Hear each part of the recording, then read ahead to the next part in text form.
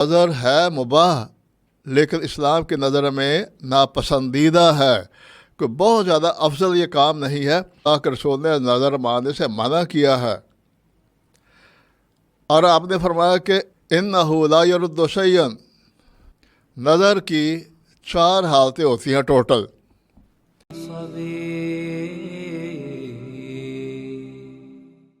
الحمدللہ رب العالمین، والصلاة والسلام علی نبینا محمد وآلہ واصحابہ اجمعین، اما بعد، فاعوذ باللہ من الشیطان الرجیم، بسم اللہ الرحمن الرحیم، ثم لیقضوا تفثهم ولیوفوا نذورهم۔ آج کی ہماری گفتگو کا موضوع ہے نظر۔ نظر عبادت ہے، جس طرح نماز ہے، حج ہے، روزہ ہے۔ اور نظر کیا چیز ہوتی ہے کہ کسی کام کے ہونے سے مشروط اگر کوئی شخص اپنے اوپر کوئی عبادت فرض کر لے، اس کو ہم کہتے ہیں نظر ہے۔ مثال کے طور پر اگر کوئی شخص یہ کہتا ہے کہ میرا اگر یہ فلاں کام ہو جائے گا، میں اتنا صدقہ کروں گا، اتنا نفل پڑھوں گا، عمرہ کروں گا، حج کروں گا، یا کوئی جانور ذبح کروں گا، یعنی ایک وہ کام جو اس پر واجب اور فرض نہیں تھا، اس کو کسی کام کے وقوع کے ساتھ مشروط کر کے اپنے اوپر جو انسان کو عبادت واجب کر لیتا ہے، اس کو کہتے ہیں نظر۔ یہ گویا کہ اصطلاحی تعریف ہے نظر کی، لغوی اس کا معنی ہے عبادت۔ پہلی بات جو یاد رکھنے کو یہ ہے کہ اسلام سے پہلے بھی لوگ نظریں مانتے تھے، کبھی اللہ کے نام پر، کبھی بتوں کے نام پر۔ اسلام نے اس عبادت کو برقرار رکھا کیونکہ یہ عبادت تھی، اس لیے اس کو اللہ جل شان کی ذات کے ساتھ مشروط کر دیا کہ اللہ کے نام کی نظر ہوگی، اور اس کو مباح اور جائز رکھا۔ لیکن شریعت نے نظر ماننے کی اجازت تو دے دی، لیکن نظر ماننے کو بہت اچھا نہیں سمجھا کہ یہ بہت زیادہ کوئی ہم کہیں کہ مستحب نظر مان لینی۔ اللہ کے رسول سے کئی قسم کی روایات اس حوالے سے آتی ہیں۔ ایک روایت پہ حضرت عبداللہ بن عمر رضی اللہ تعالیٰ نے فرمایا کہ اللہ کے رسول نے نظر ماننے سے منع کیا ہے، اور آپ نے فرمایا کہ انہ لا یرد شیئا، نظر سے کوئی چیز آگے پیچھے نہیں ہوتی۔ نظر ماننے سے تقدیر نہیں بدلتی انسان کی کہ وہ ایک کام ہونا نہیں تھا اور ہو گیا نظر ماننے سے، ایسا نہیں ہے یہ۔ فرمایا وَلَٰكِنَّهُ يُسْتَخْرَجُ بِهِ مِنَ الْبَخِيلِ، یہ تو بخیل کے بخل کا علاج ہے کہ ویسے اللہ کی راہ میں کوئی خرچہ نہیں کرنا چاہتا، تو اللہ رب العزت نے یہ ایک رستہ بنا دیا کہ بخیل کے بخل کو توڑنے کا رستہ کھول دیا نظر ماننے کا۔ تو ویسے اللہ کی راہ میں وہ کوئی خرچ نہیں کرتا، کوئی جانور ذبح نہیں کرتا، کوئی صدقہ خیرات نہیں کرتا، تو مشروط کرتا ہے۔ تو نظر ہے مباح لیکن اسلام کی نظر میں ناپسندیدہ ہے، کوئی بہت زیادہ افضل یہ کام نہیں ہے۔ فرمایا یہ تو بخیل کے بخل کا علاج۔ دوسری روایت میں بھی اللہ کے رسول کا ارشاد گرامی ہے، صحیح بخاری اور مسلم کی، کہ ان نظر لا یقدم شیئا ولا یؤخر، کہ نظر ماننے سے کوئی چیز آگے پیچھے نہیں ہوتی کہ نظر ماننے کے کوئی بلا ٹال جائے گی، نظر ماننے کے کوئی کام ہو جائے گا۔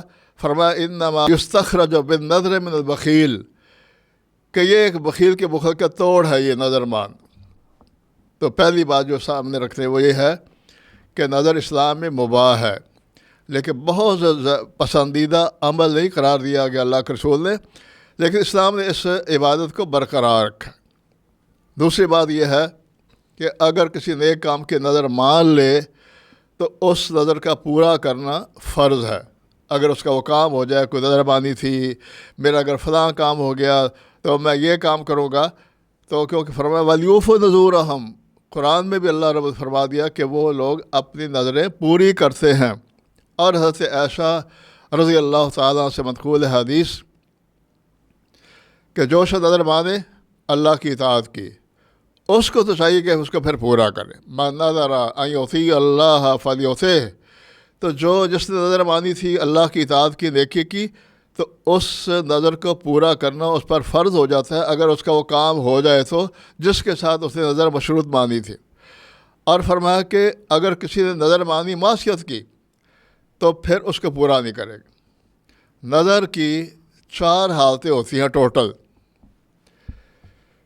نیکی کی نظر ہے، فرض ہو جائے گا اس کا پورا کرنا۔ معصیت کی نظر ہے، اس کو توڑنا فرض ہو جائے گا۔ اور اگر کوئی شخص نے اپنی استطاعت سے زیادہ بھاری نظر مان لی، وہ بھی اس کو توڑے گا۔ اور اسی طرح اگر کسی شخص نے کہ مبہم نظر مانی، کوئی تعین نہیں کی ہے کسی کام کا، تو یہ 4 حالتیں ہوتی ہیں نظر کی۔ اگر نیکی اور عبادت کی نظر مانی جائے گی، اس کا پورا کرنا فرض ہے، اور اگر نظر توڑے گا تو کفارہ دے گا۔ اور اسی طرح اگر اس نے معصیت کی نظر مانی، اس کا توڑنا فرض ہے، کفارہ پھر بھی وہ دے گا۔ اور اسی طرح اگر کسی شخص نے کوئی اپنی طاقت سے بساط سے بڑھ کر بھاری نظر مان لی، اب جیسے کچھ شخص یہ شے کہ میں پیدل چل کر جاؤں گا حج کرنے کے لیے، اور اس طرح کا بھاری کام، تو وہ بھی اپنی نظر توڑے گا اور کفارہ دے گا۔